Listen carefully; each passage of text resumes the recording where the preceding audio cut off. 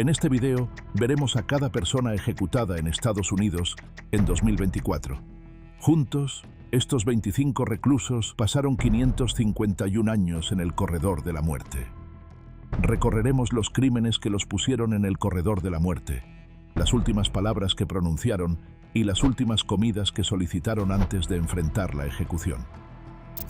Pero antes de empezar, cuéntanos en los comentarios desde dónde estás viendo este video. Comencemos con la primera ejecución del año, el 25 de enero, cuando Kenneth Eugene Smith fue ejecutado. Pero la historia detrás de esa sentencia comenzó más de 36 años antes, en Alabama. El 18 de marzo de 1988, Elizabeth Dorlin Sennett, de 45 años, abrió la puerta de su hogar en el condado de Colbert, Alabama, sin saber que la muerte acababa de entrar. Era amable, educada, y creía que los dos jóvenes parados frente a ella simplemente estaban buscando explorar propiedad de caza con el permiso de su esposo. Pero su esposo, Charles Sennett, un ministro profundamente endeudado, tenía una idea muy diferente. Pagó $3,000 a un inquilino, Billy Gray Williams, para que la mataran. Pero Billy no hizo el trabajo él mismo. Se lo pasó a John Parker y Kenneth Smith, y les prometió a ambos $1,000. Una vez adentro, John se puso calcetines de algodón sobre las manos, un simple intento de evitar dejar huellas. Luego atacó. Elizabeth les rogó que no la lastimaran, pero John y Kenneth no tuvieron piedad. La golpearon con un tubo y la apuñalaron repetidamente. Luego rompieron el botiquín y robaron un estéreo y una VCR para que pareciera un robo. Elizabeth murió allí en el hogar que compartía con su esposo, el mismo hombre que había orquestado su asesinato. Una semana después de que la sospecha comenzara a volverse hacia él, Charles se quitó la vida. En 1989, Kenneth fue condenado por asesinato capital.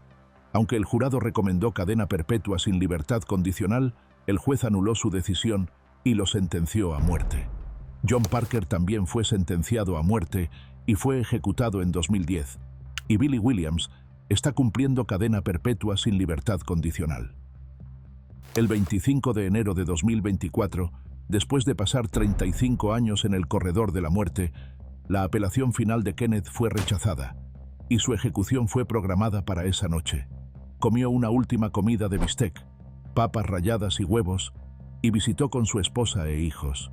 Mientras estaba atado a la camilla, pronunció sus últimas palabras. Esta noche, Alabama hace que la humanidad retroceda un paso. Gracias por apoyarme. Los amo a todos. A las 7:57 de la noche, el gas nitrógeno comenzó a fluir a través de la máscara. Los testigos dijeron que parecía consciente durante varios minutos y luchó antes de que el movimiento se ralentizara. Pero su asesor espiritual, quien vio todo, lo llamó lo más horrible que he visto en mi vida. La cortina se cerró a las 8:15 de la noche, y 10 minutos después, fue declarado muerto. Kenneth Eugene Smith tenía 58 años. Y si pensaste que esto fue impactante, espera hasta escuchar lo que hizo el siguiente hombre. En la noche del 4 de noviembre de 2000, en un vecindario tranquilo del norte de Dallas, disparos atravesaron el hogar de James Mosqueda, de 27 años, y su novia, Amy Kitchen, de 22. Fueron encontrados a la mañana siguiente. James recibió múltiples disparos cerca de la entrada principal, mientras que Amy fue encontrada sin vida en el dormitorio. Sus vidas habían terminado a sangre fría, y la sospecha rápidamente se volvió hacia alguien cercano, el primo de James, Ivan Cantu. La policía creía que Ivan los había matado por un trato de drogas que salió mal, y lo arrestaron solo días después. Los fiscales argumentaron que organizó un allanamiento, y usó el auto y el Rolex de James para desviar a los investigadores. En el juicio, 2 testigos clave ayudaron a construir el caso. Uno de ellos incluso era la ex prometida de Ivan. Pero años después, afirmó que había mentido. Aún así, en octubre de 2001, el jurado condenó a Ivan por asesinato capital. Fue sentenciado a muerte y pasó 22 años en el corredor de la muerte, todo mientras insistía en que era inocente. Su caso ganó atención nacional. La hermana Helen Prejean, conocida por luchar contra la pena de muerte, lo apoyó. También lo hicieron podcasters, abogados y activistas que dijeron que la evidencia nunca cuadraba. Señalaron huellas dactilares faltantes, testimonios cambiantes y una coartada que nunca fue completamente verificada. Pero nada de eso detuvo la ejecución. Los tribunales dijeron que tuvo su oportunidad y la fecha fue fijada. El 28 de febrero de 2024, a Iván le sirvieron una última comida estándar. Texas ya no honra solicitudes especiales. En sus últimas palabras, Iván se volvió hacia las familias de las víctimas y dijo: «Quiero que todos sepan que no creo que esta situación les traiga cierre». Agregó que si hubiera sabido quién era el verdadero asesino, habría hablado hace mucho tiempo. A las 6:26 de la tarde, la primera dosis de pentobarbital fue inyectada a través del cuiro. Y 21 minutos después, a las 6:47 de la tarde, fue declarado muerto. Iván Cantu tenía 50 años. ¿Qué piensas? ¿Lo hizo? Déjanos saber en los comentarios. Ahora avancemos a marzo de 2024, cuando el siguiente recluso fue ejecutado. El 17 de noviembre de 1993, en Thomaston, Georgia, Alicia Yarbrough estaba en casa sola con su bebé cuando su exnovio, Willie Pye, de 28 años, apareció con 2 hombres y una pistola. No la había superado, no desde su ruptura, y no desde que ella había tenido un hijo con otro hombre. Creía que el bebé era suyo, y le carcomía que no estuviera listado como el padre en el certificado de nacimiento. Esa noche, Willie, Anthony Freeman y Chester Adams planearon robar la casa del novio de Alicia. Pero no esperaban que Alicia estuviera ahí, y el robo rápidamente se convirtió en algo más. La forzaron a entrar a un auto, la llevaron a un motel, y los 3 la mataron. Luego robaron sus joyas y condujeron a un camino de tierra fuera de la ciudad. Willie le dijo a Alicia que saliera. La hizo acostarse en la tierra, luego le disparó 3 veces. Su cuerpo fue encontrado ese mismo día. No tomó mucho tiempo para que la policía arrestara al trío. Anthony, quien tenía solo 15 años, confesó de inmediato y dijo que Willie fue el uno que apretó el gatillo, y el ADN respaldó eso. Willie lo negó todo, pero la evidencia no. 3 años después, en 1996, un jurado condenó a Willie por asesinato, secuestro, violación, allanamiento y robo. Fue sentenciado a muerte, junto con 3 sentencias de cadena perpetua y 20 años adicionales por el allanamiento. Permaneció en el corredor de la muerte durante 27 años. El 20 de marzo de 2024, Willie pidió 2 sándwiches de pollo, 2 hamburguesas con queso, papas fritas, 2 bolsas de papas y 2 refrescos de limón lima.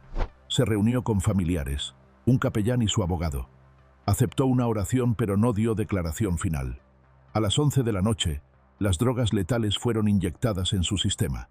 Fue declarado muerto minutos después, a las 11:03. Willie James Pye tenía 59 años. Vaya, eso fue simplemente salvaje. Ahora continuemos con el siguiente. En la mañana del 22 de febrero de 2002, 2 asesinatos destrozaron Oklahoma City con solo horas de diferencia. La primera víctima fue Janet Moore, una madre de 41 años preparándose para el trabajo.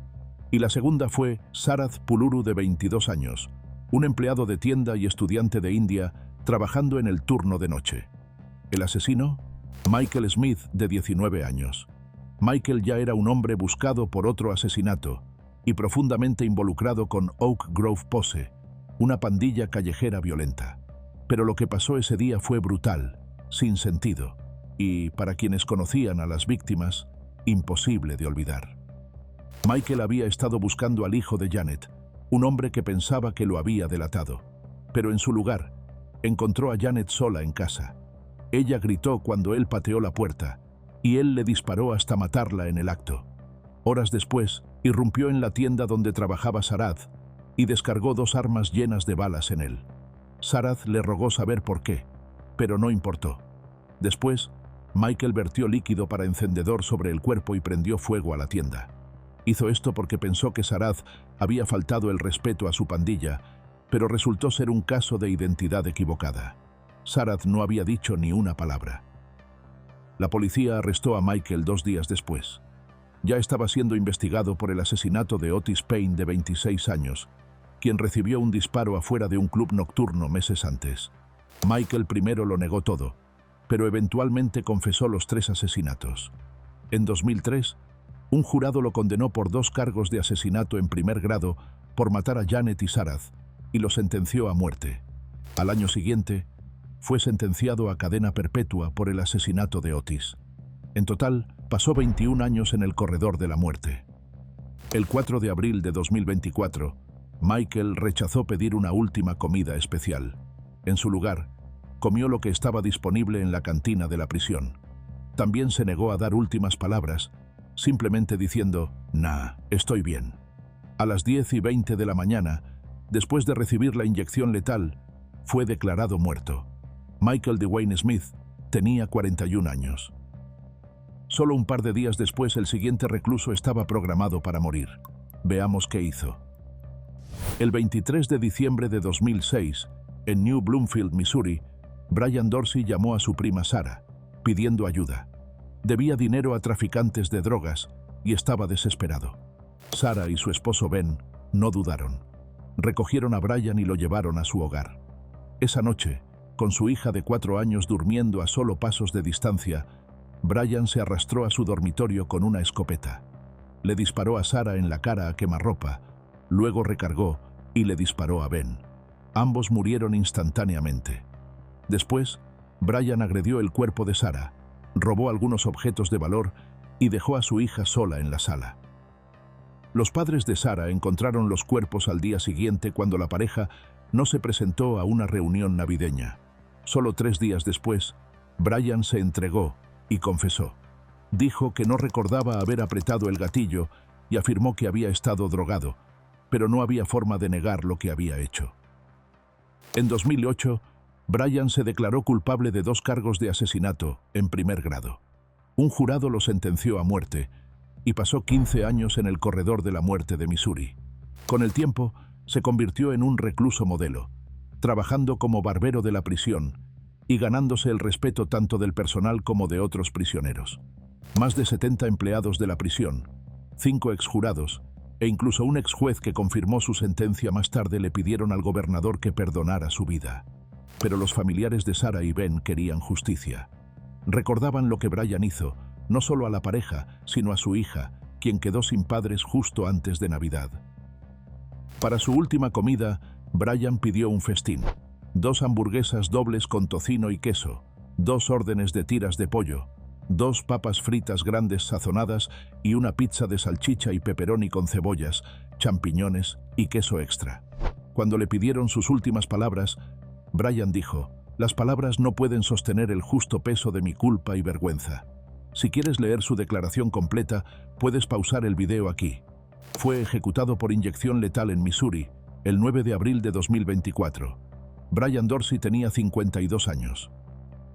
La siguiente ejecución fue programada para el 30 de mayo. Pero, ¿cómo terminó en el corredor de la muerte?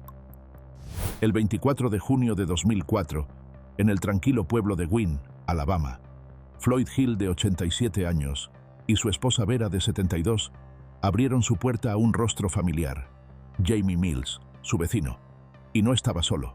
Su esposa, Joanne, estaba junto a él. Pidieron prestado el teléfono, y los Hill los dejaron entrar, sin saber lo que estaba a punto de suceder. Jamie y Joanne acababan de salir de un consumo de metanfetamina, y lo que siguió dentro de ese hogar dejaría una marca permanente en la pequeña comunidad.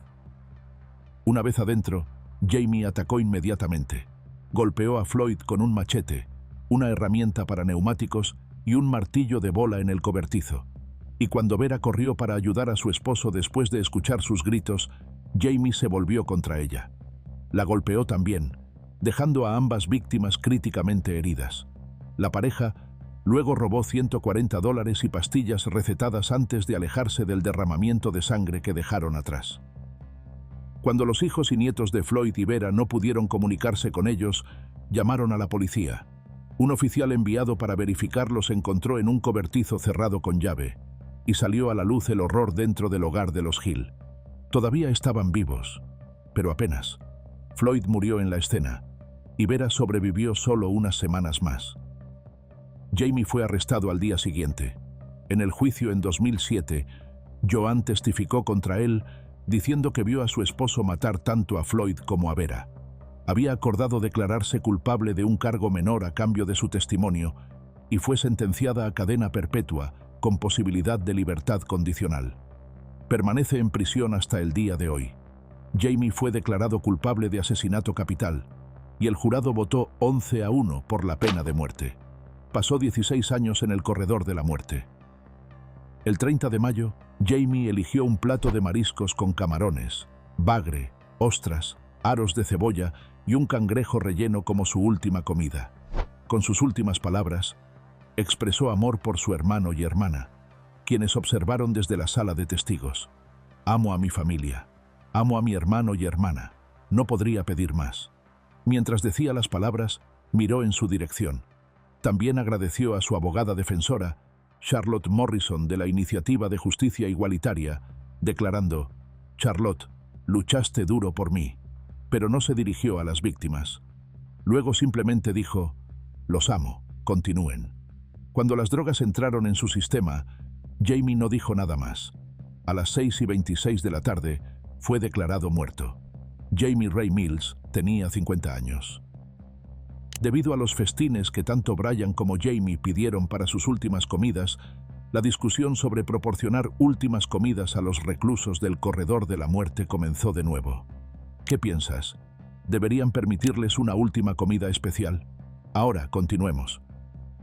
El 28 de septiembre de 2009, la policía en Jefferson City, Missouri, encontró a Angela, de 45 años, y Rodney Gilpin, de 61 años, muertos a tiros dentro de su apartamento. Angela había estado en un romance a largo plazo con David Hozier, pero la relación se desmoronó cuando ella decidió reconciliarse con su esposo, pero no sabía que esa elección le costaría todo. Los investigadores rápidamente descubrieron mensajes de voz, mensajes e informes policiales que mostraban que David había acosado y amenazado a Angela en las semanas previas a los asesinatos, y cuando lo arrestaron en Oklahoma días después, encontraron 15 armas en su auto, incluyendo una subametralladora Sten y una nota escrita a mano detallando cómo se vengaría de Angela. Al principio, lo negó todo, pero el caso avanzó de todos modos.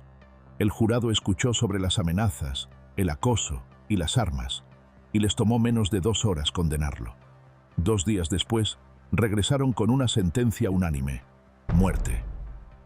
El 11 de junio de 2024, después de pasar 10 años en el corredor de la muerte, David tuvo su última comida: un bistec de Nueva York, una papa al horno con mantequilla y crema agria, tostada de Texas, pastel de manzana holandés, jugo de naranja y leche. Sus últimas palabras fueron suaves pero claras: «Los dejo a todos con amor. Ahora puedo ir al cielo. No lloren por mí. Solo únanse a mí cuando llegue su momento». Si quieres leer su declaración completa, puedes pausar el video aquí. A las 6:11 de la tarde fue declarado muerto después de que se llevara a cabo una inyección letal. David Russell Hozier tenía 69 años. 2 semanas después, el tiempo se acabó para el siguiente recluso. ¿Pero qué hizo? El 15 de enero de 2001, Bridget Townsend, de 18 años, desapareció de la casa de su novio en el condado de Bandera, Texas. No había señales de entrada forzada, no había señales de lucha obvia. Simplemente se había ido. Su familia buscó, oró y esperó. Los días se convirtieron en meses, y durante más de un año no tuvieron respuestas, hasta que un joven de 18 años, que ya estaba en prisión, pidió hablar con el sheriff. Ramiro González dijo que sabía lo que pasó, porque él fue el uno que lo hizo. Ese día, Ramiro había irrumpido en la casa esperando robar cocaína, pero Bridget estaba ahí. La ató, saqueó el lugar y tomó el efectivo que pudo encontrar. Luego la forzó a entrar a su camioneta, la condujo al rancho de su abuelo y la violó. Cuando terminó, tomó un rifle y le disparó. Dejó su cuerpo en un campo y nunca miró atrás. No fue hasta después de que fue atrapado por otro crimen, un secuestro y violación 9 meses después del ataque a Bridget, que finalmente confesó haberla matado. Y en octubre de 2002, la policía encontró sus restos exactamente donde dijo que estarían. Ramiro fue acusado de asesinato capital y fue a juicio en 2006. Un psiquiatra estatal testificó que Ramiro era peligroso y reincidiría, y el jurado le dio la sentencia de muerte. Pasó 17 años en el corredor de la muerte. Pero con los años, la historia cambió, y el comportamiento de Ramiro en prisión fue limpio, su fe sincera, e incluso ofreció donar un riñón. Escribió cartas a la familia de Bridget, se disculpó y rogó perdón. Pero no fue suficiente, y en 2024 se fijó una fecha, el 26 de junio, el día en que Bridget habría cumplido 42 años. En sus últimas horas, a Ramiro no se le permitió elegir una última comida especial y solo tuvo lo que los otros reclusos estaban teniendo. Sus últimas palabras fueron para la familia de Bridget. No puedo poner en palabras el dolor que les causé. Nunca dejé de orar por ustedes. Les debo mi vida a todos. Esa noche, le dieron una dosis letal de pentobarbital. A las 6:50, fue declarado muerto. Ramiro Félix González tenía 41 años. Al día siguiente se ejecutó al siguiente recluso. Veamos qué hizo para terminar en el corredor de la muerte. En la noche del 6 de julio de 1984, en Elk City, Oklahoma, Leila Cummings, de 7 años, estaba en casa sola con su hermano mayor, mientras su madre trabajaba un turno tarde en un restaurante de comida rápida. Pero solo horas después, Leila se había ido. Y a la mañana siguiente, un granjero encontró su cuerpo en un campo fuera de la ciudad. Fue brutalmente violada y apuñalada hasta la muerte. La policía rápidamente se enfocó en Richard Rojem Jr., expadrastro de Leila y delincuente sexual convicto que solo recientemente había sido liberado de prisión. Leila lo había acusado previamente de abuso sexual y su madre acababa de finalizar su divorcio 2 meses antes. Los investigadores encontraron sus huellas dactilares en la escena, marcas de neumáticos que coincidían con su vehículo cerca del cuerpo, y una envoltura de condón que coincidía con uno encontrada en su dormitorio. Creyeron que había planeado el secuestro, conociendo el horario de trabajo de la madre de Leila y la cerradura de puerta rota. Richard tenía un pasado violento, incluyendo a 2 adolescentes. Fue sentenciado a 2 sentencias concurrentes de 6 a 15 años de prisión, pero solo cumplió 4. Más tarde se casó con la madre de Leila, pero la relación rápidamente se desmoronó. Ella lo acusó de violencia sexual, presentó divorcio y obtuvo una orden de restricción. Pero eso no fue suficiente. Con la cerradura de la puerta principal rota, Richard simplemente se deslizó adentro y secuestró a Leila. Richard fue arrestado semanas después y acusado de secuestro, violación y asesinato. En 1985, un jurado tomó solo 45 minutos para condenarlo. Lo sentenciaron a 1000 años cada uno por violación y secuestro, y muerte por el asesinato. Pero su tiempo en el corredor de la muerte se extendió mucho más de lo que nadie esperaba. Durante las siguientes 4 décadas, Richard luchó contra la sentencia en cada oportunidad. Cada apelación falló. Y para 2017, todas las opciones legales se habían agotado. Con casi 40 años en el corredor de la muerte, Richard se convirtió en el recluso con más tiempo de Oklahoma. Durante su tiempo tras las rejas, Richard permaneció violento y desafiante. Fue atrapado con armas, agredió al personal e incluso se enredó en un complot de asesinato por encargo vinculado a otro recluso del corredor de la muerte. Aún así, cuando su fecha de ejecución finalmente se fijó para el 27 de junio de 2024, pidió clemencia. En su audiencia de clemencia, afirmó que no mató a Leila y pidió pasar el resto de su vida en prisión. Pero la Junta votó unánimemente, sin clemencia. Para su última comida, pidió una pizza de Little Caesars con doble queso y doble pepperoni, 8 paquetes cada uno de sal y pimienta roja, 2 tazas de helado de vainilla y una botella de ginger ale. Cuando le pidieron últimas palabras, simplemente dijo, «No tengo, ya dije mis despedidas». En la mañana del 27 de junio de 2024, fue atado a la camilla en la Penitenciaría Estatal de Oklahoma. Las drogas fueron administradas y a las 10:16 de la mañana fue declarado muerto. Richard Norman Rojem Jr. tenía 66 años. Un mes después, el siguiente recluso fue atado a la camilla. Veamos por qué. El 6 de marzo de 1998, William Clayton, de 68 años, estaba terminando su turno como mensajero contratado en Center, Alabama, Se estaba preparando para llevar a su esposa a cenar. Pero primero, tenía que hacer una parada rápida en un cajero automático local para sacar algo de efectivo. Mientras estaba sentado en su camioneta de trabajo, Keith Gavin se le acercó con una Glock calibre 40 robada, abrió la puerta lateral y disparó 2 tiros en el pecho de William. Luego empujó al hombre herido a través del asiento, tomó el volante y se alejó. La policía persiguió la camioneta robada por la ciudad hasta que Keith finalmente saltó en una intersección y corrió hacia el bosque. Abrió fuego contra el oficial detrás de él, pero falló. Pero no llegó lejos. Un perro policía lo olfateó cerca de un arroyo, donde los oficiales lo arrestaron. William, dejado atrás en la camioneta, todavía estaba vivo, pero apenas. Tenía 3 heridas de bala. Una bala atravesó su brazo y corazón y murió más tarde en el hospital. Todo el ataque fue presenciado por el propio primo de Keith y 3 transeúntes, todos los cuales testificaron que Keith había apretado el gatillo. Para empeorar las cosas, Keith había estado fuera de prisión por solo 4 meses. 16 años antes, en 1982, había sido condenado por asesinato en Chicago. Pero el sistema le dio una segunda oportunidad, y en semanas, otro hombre estaba muerto. En 1999, un jurado de Alabama lo declaró culpable de asesinato capital e intento de asesinato y lo sentenció a muerte. Pasó los siguientes 24 años en el corredor de la muerte. El 18 de julio de 2024, Keith no pidió una última comida especial. La noche anterior, comió papas, una barra de dulce y bebió Mountain Dew. El día de su ejecución, se saltó las 3 comidas. Cuando le pidieron últimas palabras, Keith simplemente dijo, «Amo a mi familia», y recitó una oración musulmana antes de cerrar los ojos. Las drogas entraron en su sistema a las 6:16 de la tarde y fue declarado muerto a las 6:32 de la tarde. Keith Edmund Gavin tenía 64 años. 2 semanas después, se planeó otra ejecución, esta vez en Texas. El 29 de julio de 1997, en Houston, Texas, Nancy Adleman, de 48 años, se puso sus zapatos para correr para su trote vespertino habitual, pero nunca llegó a casa con sus 3 hijos.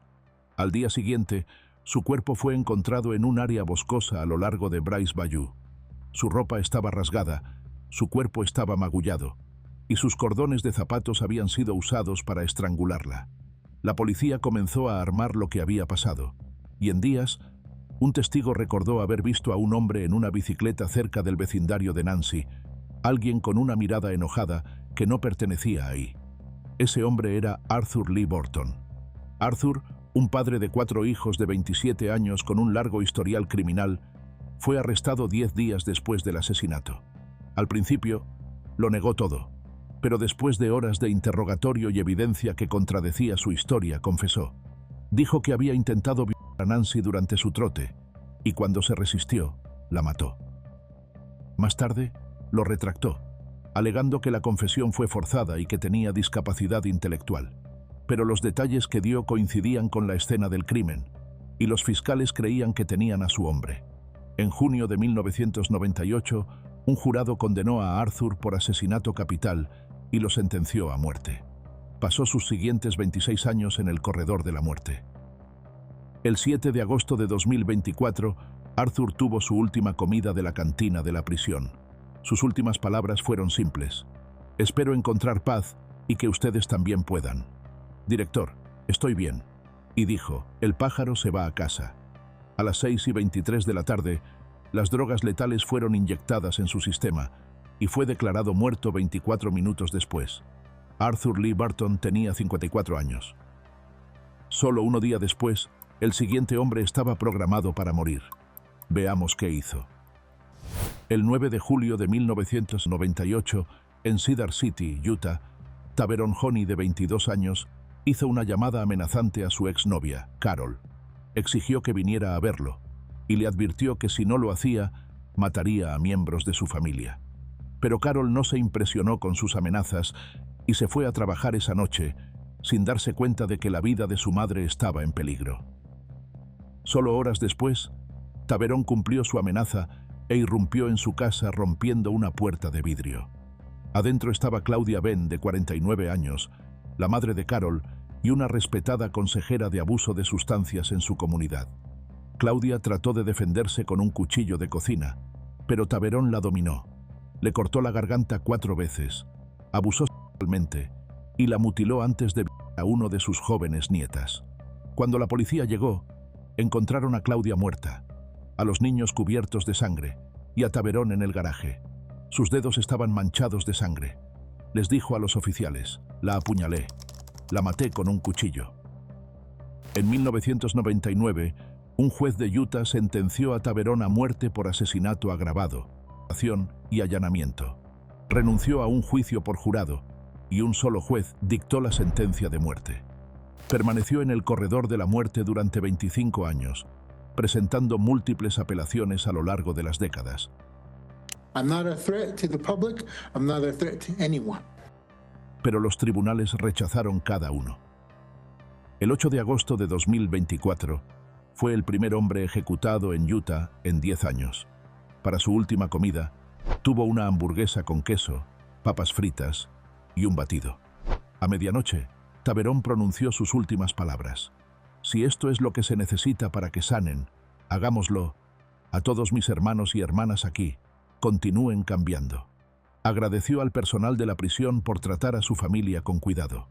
La primera dosis no detuvo su corazón, así que se administró una segunda, y fue declarado muerto a las 12:25 de la mañana. Taverón Dave Honey tenía 48 años. El 29 de agosto, Florida ejecutó a su primer recluso del año. ¿Pero qué hizo? El 18 de febrero de 1994, John Edwards, de 18 años, y su hermana Pam, que tenía 21, se reunieron en el Bosque Nacional Ocala, Florida, para un fin de semana divertido de acampar. Ambos eran estudiantes universitarios en diferentes lugares, y esta era su forma de ponerse al día después de estar separados por un tiempo. Montaron su tienda, compartieron cena junto al fuego y dieron la bienvenida a un extraño que se llamaba a sí mismo Kevin, quien los había ayudado a montar el campamento. Pero ese hombre no era Kevin, era Loran Kensley Cole, y no estaba ahí para ayudar. Más tarde, regresó con otro hombre que dijo era su hermano. Los 4 pasaron una linda noche alrededor de la fogata. Luego acordaron dar un paseo al estanque para fotografiar a los caimanes. Pero no había caimanes, solo una emboscada calculada en un bosque oscuro. Loran esposó a Pam y la lanzó al suelo. Cuando John trató de luchar para ayudar a su hermana, ambos hombres lo dominaron. El compañero de Loran arrastró a Pam mientras Loran se quedó atrás y le cortó la garganta a John, y luego le golpeó la cabeza. John murió solo en el bosque mientras Pam fue violada 2 veces, una esa noche, otra a la mañana siguiente. Luego fue atada a un árbol y dejada por muerta. Los hombres robaron el auto y objetos de valor de los hermanos y se fueron, pensando que nada los vincularía con los crímenes, pero estaban equivocados. Pam sobrevivió, masticó la cuerda con los dientes, corrió descalza por el bosque y detuvo ayuda. Ese mismo día, la policía encontró el cuerpo de John. Los arrestos llegaron rápido, cuando alguien reconoció a los hombres de los bocetos policiales. Loran tenía 27 años. Tenía un largo historial criminal, un nombre falso y un historial de violencia.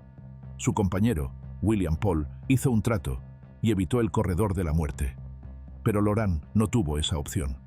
En 1995, después de escuchar a Pam testificar sobre cada segundo brutal, un jurado lo declaró culpable de asesinato, violación, secuestro y robo, y fue sentenciado a morir. Durante 28 años, Loran luchó contra la sentencia, pero era demasiado tarde. El 29 de agosto de 2024, Loran compartió su última comida, pizza, M&M's, helado y refresco, con su hijo y un amigo por correspondencia. Rechazó pronunciar últimas palabras.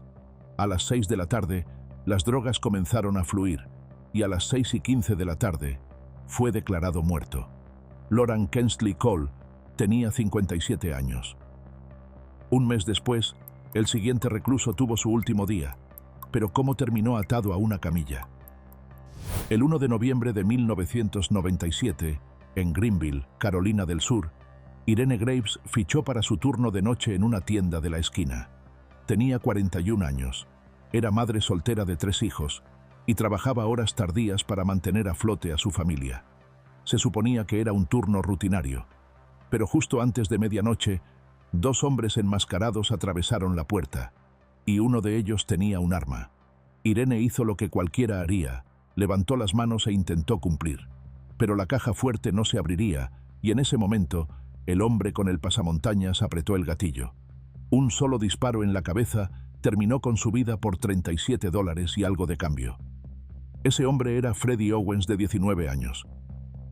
Freddie fue arrestado 10 días después y acusado de asesinato. Su cómplice, Stephen Golden, hizo un trato y evitó el corredor de la muerte, testificando que Freddie apretó el gatillo. Y solo horas después de que el jurado lo condenara en 1999, Freddie mató de nuevo.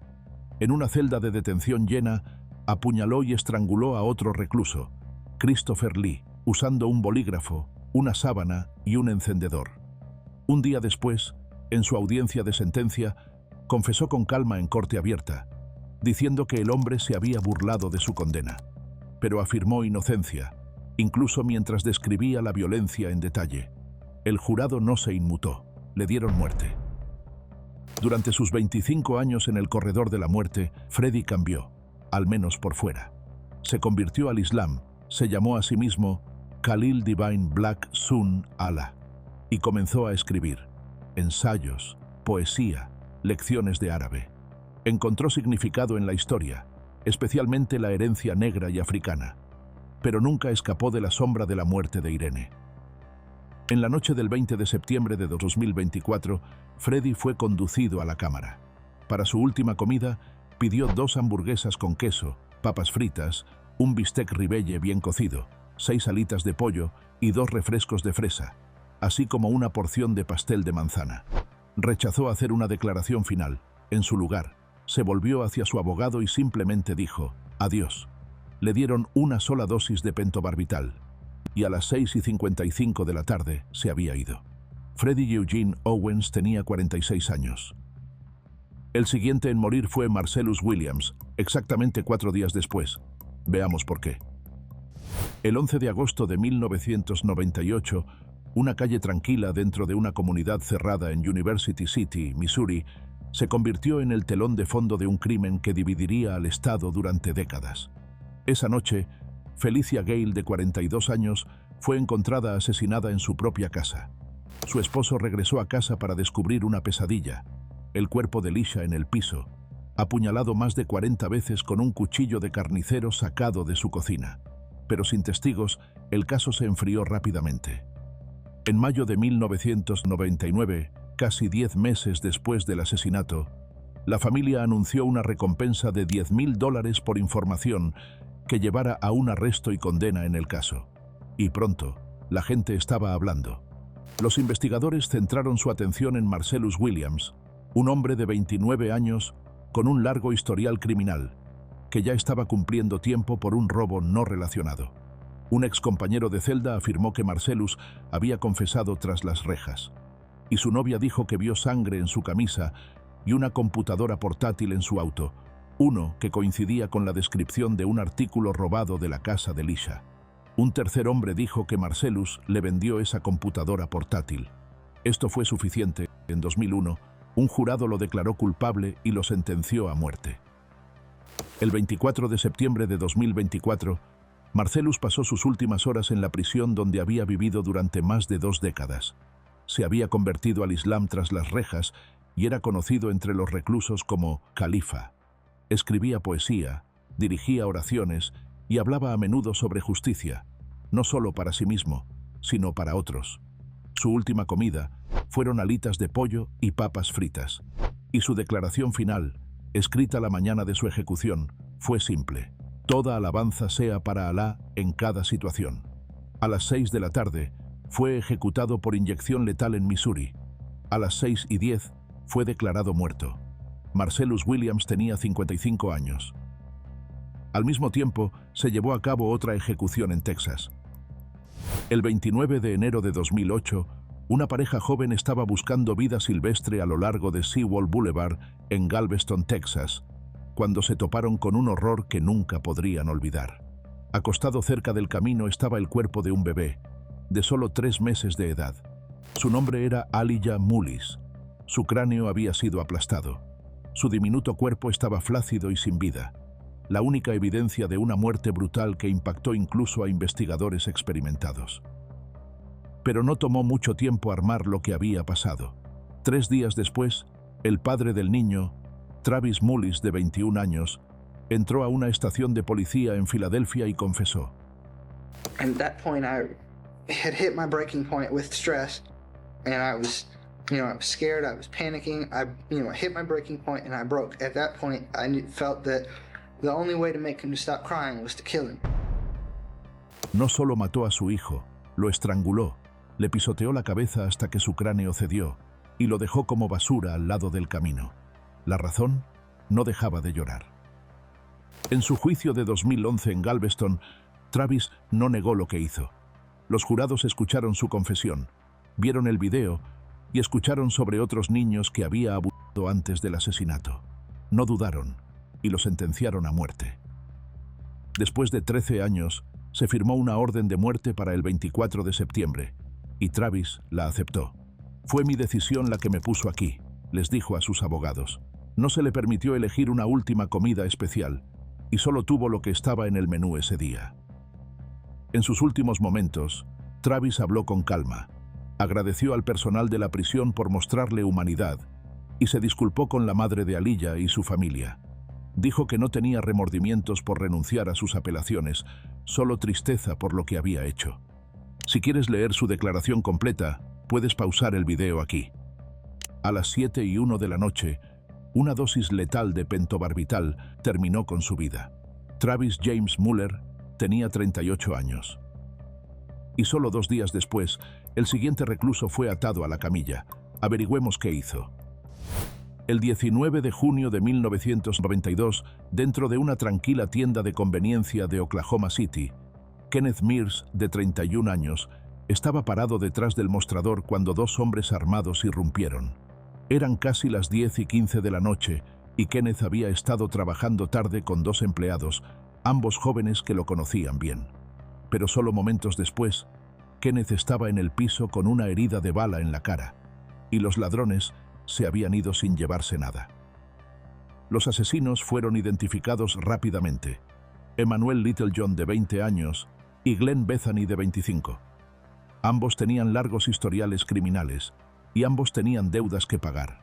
La teoría era simple: necesitaban dinero, y robar una tienda del vecindario parecía rápido y fácil. Pero lo que no fue simple fue descubrir quién apretó el gatillo. Dentro de la tienda, un testigo juró que era Emmanuel sosteniendo el arma. Mientras afuera, otros describieron al tirador como el más alto de los dos, lo que apuntaba más hacia Glenn. Pero no había huellas dactilares, no había video de seguridad, no había casquillo de bala y no había respuesta clara. Solo el cuerpo de Kenneth dejado atrás. Emmanuel huyó del estado. Fue recogido en Wichita, Kansas, 5 días después. Glenn fue arrestado antes, a solo unas millas de la escena. Los fiscales separaron los casos.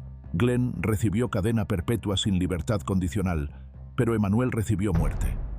Durante las siguientes 3 décadas, Emmanuel presentó apelación tras apelación, pero todos sus desafíos federales fallaron, y su fecha de ejecución fue fijada. Para su última comida, tuvo pizza de carne, Coca-Cola y 2 porciones de pastel de queso la noche anterior.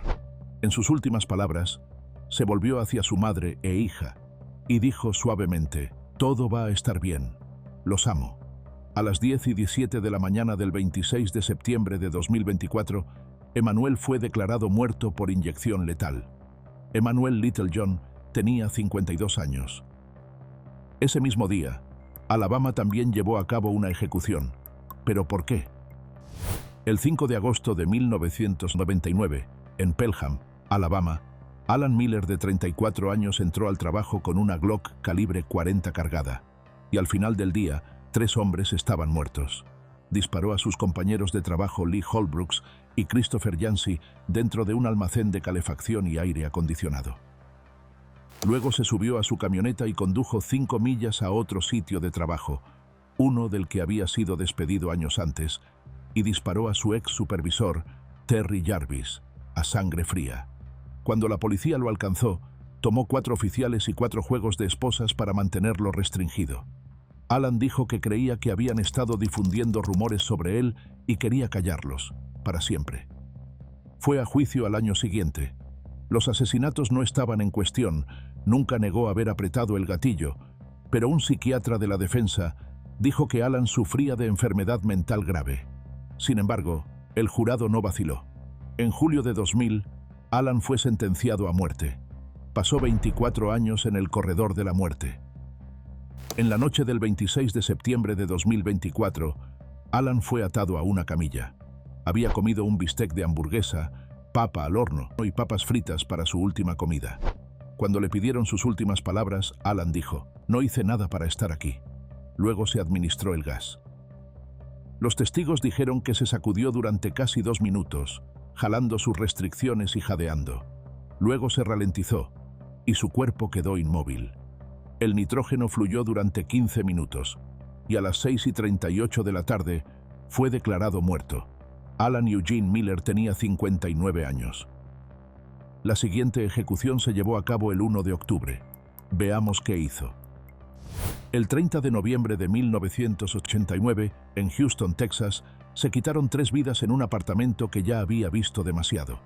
Bonita Edwards, una viuda de 38 años, compartía ese espacio con sus hijas gemelas Bernette y Annette, de solo 16 años. Esa noche, García Glenn White apareció enojado y drogado, buscando un lugar seguro para usar su droga y queriendo tener sexo. Pero cuando Bonita rechazó sus avances, las cosas se salieron de control. García sacó un cuchillo y atacó. Apuñaló a Bonita una y otra vez, y cuando estaba muerta, fue tras sus hijas, violando a uno, luego asesinando a ambas. Bernette fue encontrada en el baño, con una toalla metida en su boca, y Annette fue dejada en su habitación, medio cubierta por una manta. Los cuerpos permanecieron allí durante 2 días antes de que el novio de Bonita los encontrara, y para entonces, García se había ido hace mucho. Pero esto no fue todo. Antes de aparecer en la casa de Bonita, fue a una casa de drogas donde se metió en una discusión con una prostituta de 27 años llamada Greta Williams, quien terminó golpeada hasta la muerte esa misma noche. Pasaron 6 años y no hubo pistas. Pero luego, en julio de 1995, García y un hombre llamado Tecumseh Manuel entraron a una tienda de conveniencia de Houston con la intención de robar el lugar. Pero en algún lugar entre amenazas y pánico, García apretó el gatillo y el empleado, Hai Van Pham, estaba muerto. Mientras era interrogado por ese crimen, su cómplice le dijo a la policía que esta no era su primera vez matando a alguien y les contó sobre los asesinatos de 1989. García primero culpó a otra persona, incluso nombrando a un hombre que ya había muerto en el momento de los asesinatos. Pero luego salió la verdad. La evidencia de ADN confirmó la historia. Su sangre y semen fueron encontrados en la escena y admitió haber agredido sexualmente a una de las niñas. En mayo de 1996, García fue acusado de los asesinatos de Bernette y Annette. Fue a juicio 2 meses después. El jurado tomó poco tiempo y fue sentenciado a muerte. Nunca fue condenado por los otros 3 asesinatos. Después de pasar 28 años en el corredor de la muerte, su tiempo finalmente llegó el 1 de octubre de 2024. No se le permitió elegir una comida especial. Solo tuvo lo que los otros reclusos estaban teniendo. Mientras estaba atado a la camilla, se disculpó, repetidamente, con la familia Edwards. «Lamento, me disculpo, y rezo para que puedan encontrar paz», dijo. Luego agradeció a los guardias por tratarlo como una persona y cantó parte de un himno: «Confío en Dios». Si quieres leer su declaración completa, puedes pausar el video aquí. A las 6:56 de la tarde, fue declarado muerto. García Glenn White tenía 61 años. Alabama fue el siguiente estado en ejecutar a alguien, solo 2 semanas después. Antes de que saliera el sol el 20 de agosto de 2016, el tranquilo pueblo de Citronelle, Alabama, despertó al horror. Escondida en Jim Platt Road había una pequeña casa rural donde 5 adultos se habían ido a dormir. Pero al amanecer, todos estaban muertos, sus cuerpos cortados y disparados dentro de la casa que pensaban era segura. Y el uno responsable fue Derrick Dearman. Sus objetivos no eran extraños. Dentro de la casa estaba la neta Lester, su exnovia, quien lo había dejado días antes para escapar de lo que llamó una relación abusiva. Temiendo que la lastimara, la neta fue a quedarse en la casa de su hermano, esperando que el espacio fuera seguro, pero no lo fue. Derrick la había encontrado de todos modos. Primero, Derrick mató al hermano de la neta, Joseph Turner, y a su esposa Shannon, junto con otra pareja, Justin y Chelsea Reed, quien estaba embarazada de 5 meses, y un amigo de la familia, Robert Lee Brown. Y después de la masacre, Derrick tomó a la neta y al bebé de su hermano y huyó del estado. Los condujo a través de la frontera hacia Mississippi, donde vivía. Los retuvo durante horas antes de finalmente dejarlos ir. La policía encontró a las 5 víctimas donde la neta dijo que estarían quietas y destrozadas en la casa. Por insistencia de su padre, Derrick finalmente se entregó. Derrick fue acusado de 6 cargos de asesinato capital, 5 adultos y el hijo no nacido de Chelsea. Bajo la ley de Alabama, el feto contaba. También fue acusado de 2 cargos de secuestro y 1 cargo de extorsión, y les tomó solo días sentenciarlo a muerte.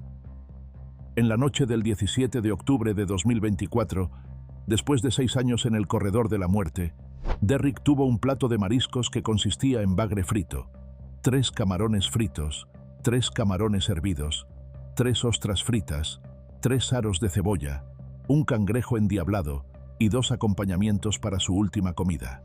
Minutos antes de su muerte, se dirigió a las familias de las víctimas con voz quebrada y ojos húmedos.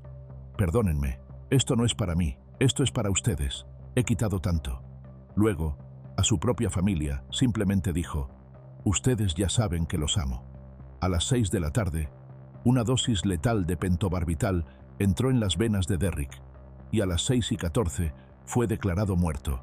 Derrick Ryan Dearman tenía 36 años. En noviembre, el siguiente recluso fue ejecutado en Carolina del Sur. ¿Pero por qué? En la mañana del 16 de septiembre de 1999, Richard Moore cojeó hacia una tienda de conveniencia de Spartanburg con un plan desesperado. Adicto y sin dinero, tenía la intención de robar el lugar. No trajo un arma. Dijo que nunca tuvo la intención de matar a nadie.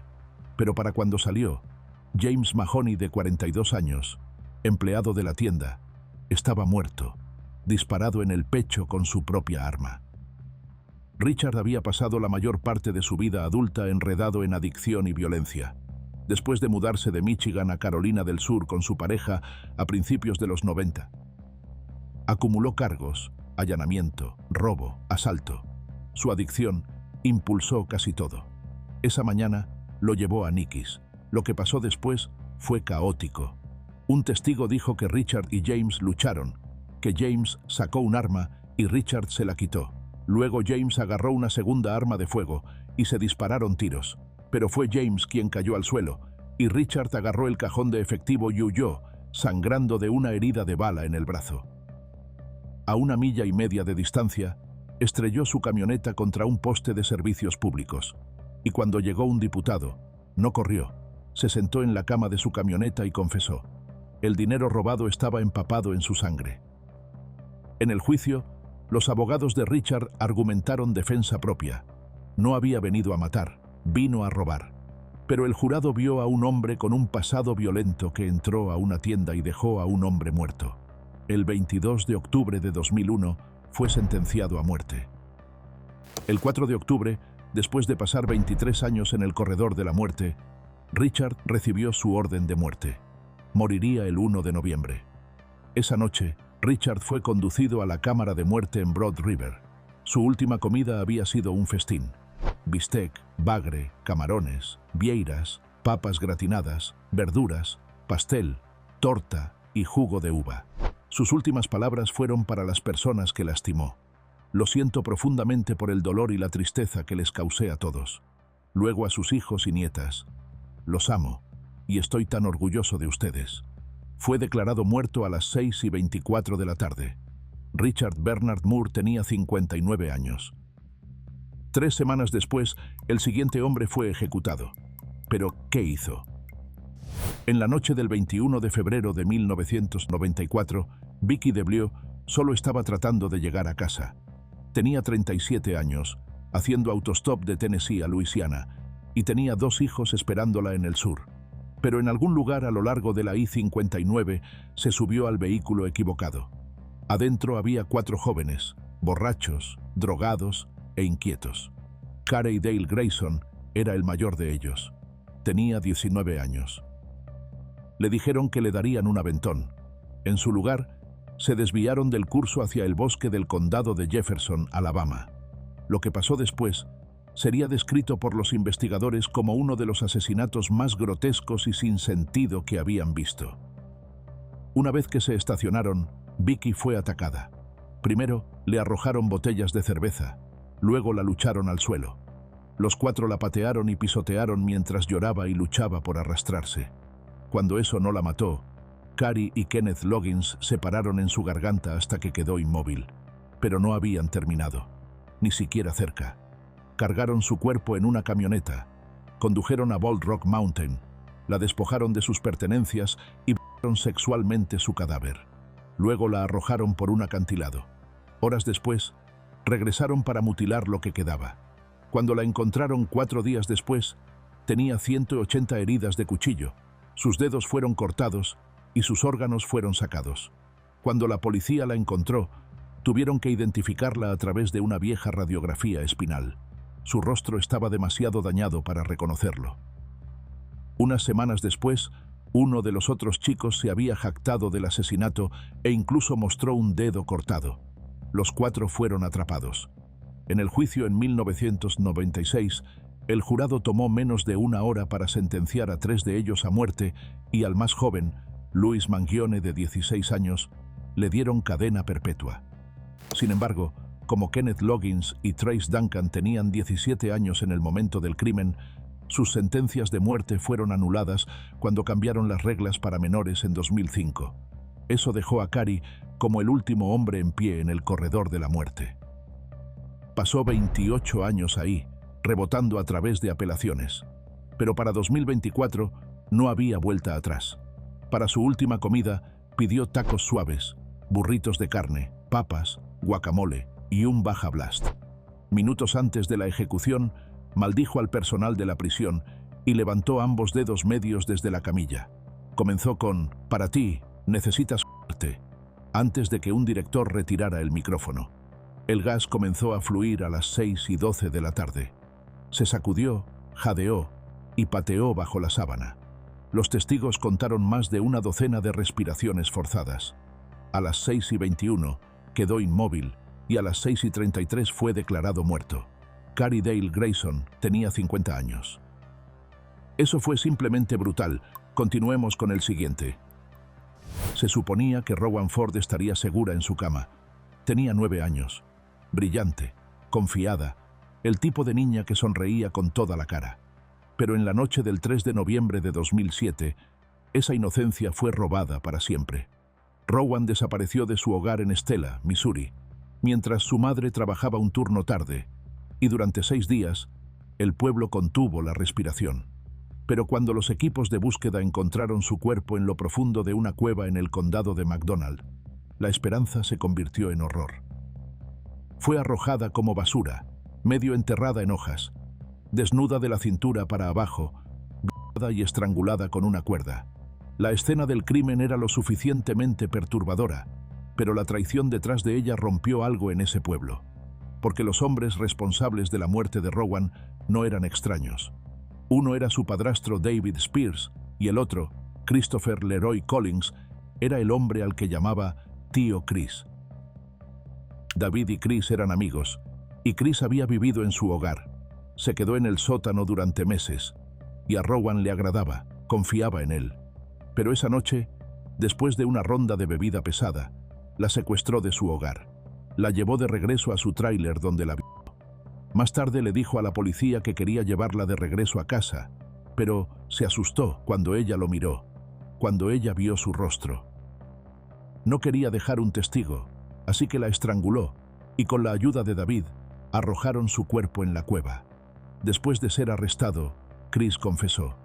No negó lo que hizo, pero eso no suavizó el golpe.